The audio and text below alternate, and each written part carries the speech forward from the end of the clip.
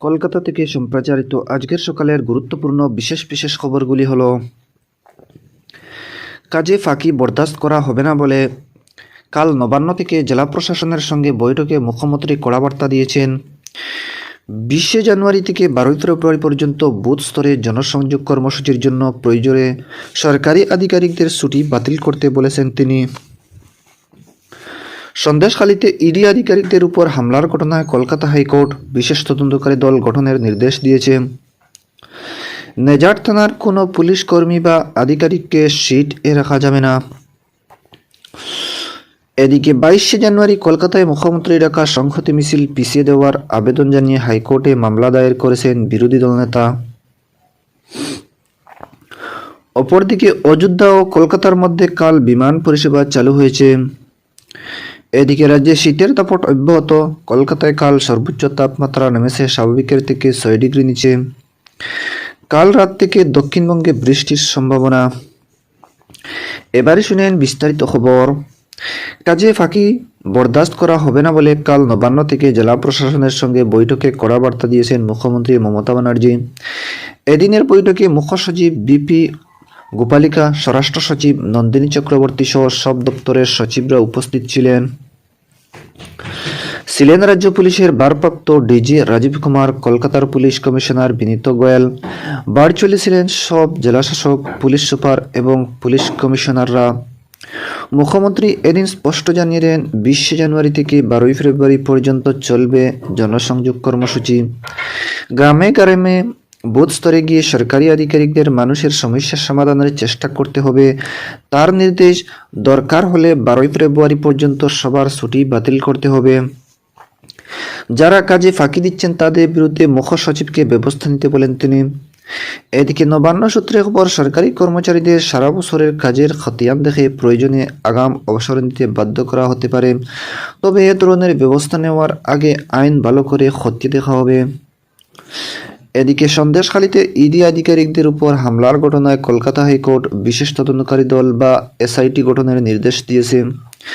CBI ও রাজ্য পুলিশের SP পদ মর্যাদার একজন করে আধিকারিক এর নেতৃত্বে দেবেন। তবে নেজার থানার কোনো পুলিশ আধিকারিক বা কর্মীকে সিট-এ রাখা যাবে না বলে স্পষ্ট জানিয়েছেন বিচারপতি জয় সেনগুপ্ত। আদালতের নজরদারিতে তদন্তের কাজ চলবে। আজ মধ্যে সিট-এর হাতে পুলিশকে যাবতীয় নথি তুলে দিতে বলেছেন বিচারপতি। এদিকে 12 ফেব্রুয়ারি তদন্তের অগ্রগতির রিপোর্ট দেবে সিট। ওই দিনই মামলার পরবর্তী শুনানি। এদিকে পুলিশের তরফে বিশেষ তদন্তকারী দলে এসপি যশপ্রীতি সিং থাকবেন বলে রাজ্য সরকার জানিয়েছে। আদালতের নির্দেশকে স্বাগত জানিয়েছেন সিপিআইএম রাজ্য সম্পাদক মোহাম্মদ সেলিম। এদিকে হাইকোর্টের নির্দেশ মতো সন্দেশখালীর তৃণমূল কংগ্রেস নেতা শেখ শাহজাহানের আকঞ্জিপাড়ার বাড়িতে 3টি সিসি ক্যামেরা বসানো হয়েছে। সরবেরিয়া বাজারে তার মার্কেটও বসানো হয়েছে 4টি সিসি ক্যামেরা। উল্লেখ্য, রেশন দুর্নীতির তদন্ত ইডি দল গত 5 জানুয়ারি শেখ শাহজাহানের বাড়িতে তল্লাশি চালাতে গেলে তাদের উপর হামলা চালানো হয়। আক্রান্ত হন কেন্দ্রীয় বাহিনী এবং সংবাদ মাধ্যমের কর্মীরাও। এই ঘটনার পর থেকেই পলাতক শাহজাহান। তবে বিরোধীদের অভিযোগ, পুলিশের সুরক্ষাতে আছেন তিনি। অন্যদিকে সন্দেশখালীর ঘটনায় রাজ্য পুলিশের একটি দল কাল সিজিও কমপ্লেক্সে ইডির ডেপুটি ডিরেক্টর প্রায় 3 ঘন্টা জিজ্ঞাসাবাদ করে। প্রক্রিয়াটি ভিডিও রেকর্ডিং করা হয়। এদিকে নেজার থানার ইডির দায়ের করা অভিযোগের ভিত্তিতে এই জিজ্ঞাসাবাদ বলে খবর। অন্যদিকে অযোধ্যার রাম মন্দিরের উদ্বোধনের দিন 22 জানুয়ারি তৃণমূল কংগ্রেস প্রধান মুখ্যমন্ত্রী মমতা ব্যানার্জির ডাকা সংহতি মিছিল পিছিয়ে দেওয়ার আবেদন জানিয়ে রাজ্যের বিরোধী দলনেতা শুভেন্দু অধিকারী কলকাতা হাইকোর্টের ডিভিশন বেঞ্চে মামলা দায়ের করেছেন। ওই দিন যাতে রাজ্য কত অপ্রীতিকর ঘটনা না ঘটে তার জন্য কেন্দ্রীয় বাহিনী মোতায়েনের দাবি জানিয়েছেন তিনি। বিচারপতি হরিশ ট্যান্টনের ডিভিশন বেঞ্চ মামলার অনুমতি দিয়েছে। এদিকে বিজেপির রাজ্য সভাপতি সুকান্ত মজুমদার 22 জানুয়ারি রাম মন্দির প্রাণ প্রতিষ্ঠান দিন তৃণমূল কংগ্রেসের ডাকা সংহতি মিছিলের কড়া সমালোচনা করেছেন। তার মতে এর মাধ্যমে সাম্প্রদায়িক উস্কানির দেওয়ার চেষ্টা করা হচ্ছে। এদিকে অযোধ্যা আগামী দিনের শুধু ভারতের নয় সমগ্র বিশ্বের ধর্মীয় রাজনীতি পরিণত হবে বলেও মন্তব্য করেন শ্রী মজুমদার। এদিকে অযোধ্যার রাম মন্দিরের উদ্বোধন ও রামলালা প্রাণ প্রতিষ্ঠার আগে কলকাতা ও অযোধ্যার মধ্যে কাল বিমান পরিষেবা চালু হলো। দুপুর 2টা নাগাদ কলকাতা থেকে অযোধ্যার উদ্দেশ্যে প্রথম বিমানটি উড়ে যায়। এর আগে দুপুর 12:30 নাগাদ অযোধ্যা থেকে প্রথম বিমান কলকাতা বিমানবন্দরে অবতরণ করে। সপ্তাহে 3 দিন 2 শহরের মধ্যে বিমান চলাচল চলবে বলে জানা গেছে।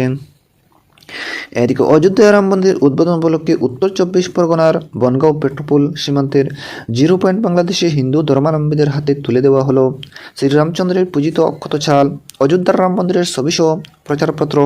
প্রধানমন্ত্রী নরেন্দ্র মোদীর বার্তা অনুযায়ী 22 তারিখ বাড়িতে সন্ধ্যা প্রদীপ জ্বালিয়ে পবিত্র এই দিনটি পালনের আবেদন জানানো হয় সনাতন হিন্দু ধর্মের সকলের প্রতি। এই কর্মসূচিতে উপস্থিত ছিলেন দু দেশের সীমান্ত রক্ষা বাহিনীর জওয়ানরা। এদিকে গঙ্গাসাগরে আসা সাধারণ তীর্থযাত্রীদের কাছ থেকে রাজ্য সরকার অর্থ লুট করেছে বলে বিজেপি অভিযোগ করেছে। বিরোধী দলনেতা শুভেন্দু অধিকারী এক্স হ্যান্ডেলে জানিয়েছেন, গঙ্গাসাগর মেলায় রাজ্য সরকার বিনামূল্যে সর্বাধিক পরিষেবা প্রদান করেছে বলে দাবি করলেও প্রকৃত ঘটনা তা নয়। মমতা ব্যানার্জির সরকার এই মেলাকে তাদের শূন্য কোষাগার পূরণ করার জন্য ব্যবহার করেছে। এদিকে বহিষ্কৃত তৃণমূল কংগ্রেস সাংসদ মহুয়া মৈত্রকে অবিলম্বে দিল্লির সরকারি বাসভবনে খালি করে দেওয়ার নোটিশ পাঠিয়েছে কেন্দ্রীয় সরকার। অর্থের বিনিময়ে সংসদে প্রশ্ন মামলায় লোকসভা থেকে গত 8 ডিসেম্বর বহিষ্কৃত হয়েছিলেন কৃষ্ণনগরের সাংসদ মহুয়া মৈত্র। এরপর দুবার তাকে সরকারি বাসভবনে খালি করে দিতে বলা হয়। মহুয়ার তরফে কোনো জবাব না পেয়ে তৃতীয়বার নোটিশ পাঠানো হলো বলে খবর। বাংলো খালি না করলে বল প্রয়োগ করে খালি করানো হতে পারে বলে ডাইরেক্টরেট অফ অ্যাসেসমেন্ট এর সরকারি নোটিশে জানানো হয়েছে।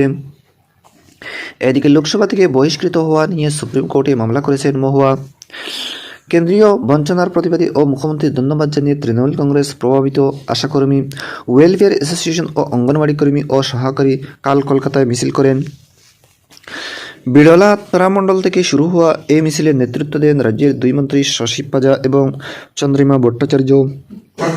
কেন্দ্রীয় সরকার অঙ্গনওয়াড়ি প্রকল্পে বরাদ্দ টাকা দিচ্ছে না বলে তাদের অভিযোগ। এদিকে পাশাপাশি কেন্দ্রীয় সহায়তা ছাড়াই যেভাবে রাজ্য সরকার আইসিডিএস প্রকল্প চালিয়ে নিয়ে যাচ্ছে সেই জন্য মুখ্যমন্ত্রীকে ধন্যবাদ দেন তারা। এদিকে সারা ভারত ক্ষেত মজুর ইউনিয়নের আইন অমান্য কর্মসূচিকে কেন্দ্র করে মুর্শিদাবাদের বহরমপুরের কাল বন্দুমার কাণ্ডবাদে 100 দিনের কাজকে 200 দিন এবং ন্যূনতম দৈনিক মজুরি 600 টাকা করা সহ 10 দফা দাবিতে এদিন আইন অমান্য কর্মসূচির ডাক দেয় ইউনিয়নের জেলা কমিটি।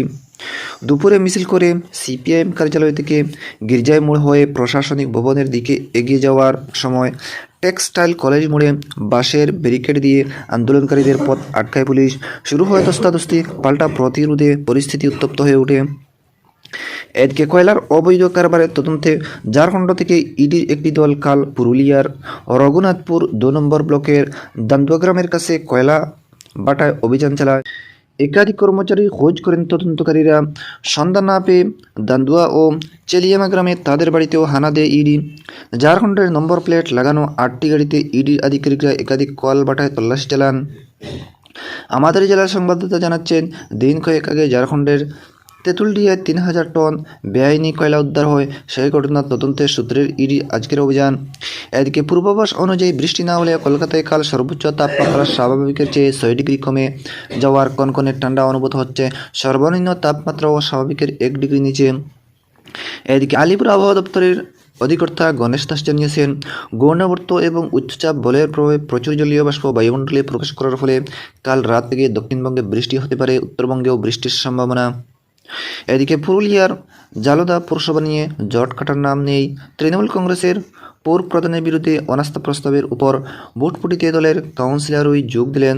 7-0 ভোটে পাশ হল প্রস্তাব। 12 আসনের এই পৌরসভায় শাসক দলের নব্য এবং পুরানো কাউন্সিলরদের মধ্যে বিরোধীর চেয়ারপারসন জেলা চট্টোপাধ্যায়ের বিরুদ্ধে অনাস্থা প্রস্তাব পেশ করেন পুরানো কাউন্সিলররা। তারই তলবি সভা ছিল কাল। সভায় না যাওয়ার জন্য দলের জেলা সভাপতি সৌমেন বেলতরিয়া হুইপ আগ্রহী করে হাজিরা হন প্রাক্তন পৌর প্রধান সুরেশ আগরওয়ালা সহ 5 কাউন্সিলর। কংগ্রেসের 2 কাউন্সিলরও সভায় যোগ দেন। পৌর প্রধান এই সভা পিছিয়ে 27 জানুয়ারি করার নির্দেশ দিলেও তারা মানেননি। দর্শক বন্ধুরা, আজকের সকালের গুরুত্বপূর্ণ বিশেষ খবর এখানেই সমাপ্তি।